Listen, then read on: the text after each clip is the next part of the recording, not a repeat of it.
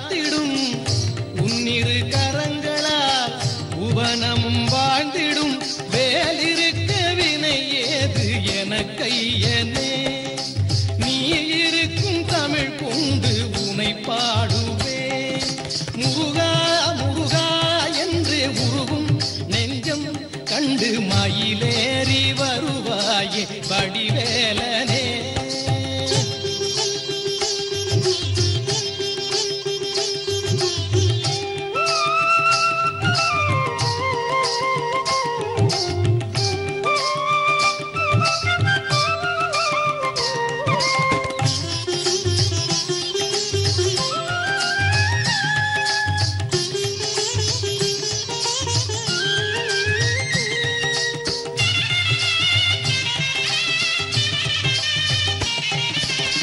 காலனும் கலங்குவான் வேலனை பார்க்கவே பக்தியின் முகம் காட்டி அருள்வாயையா.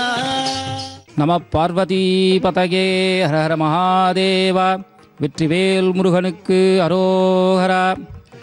திருவண்ணாமலை மாவட்டம் ஆரணி கொசப்பாளையம் ஞானியார் மடத்தை சேர்ந்த ஸ்ரீ வள்ளி தேவசனா சமேத ஸ்ரீ பாலசுப்ரமணிய சுவாமி ஆலயமாகப்பட்டது.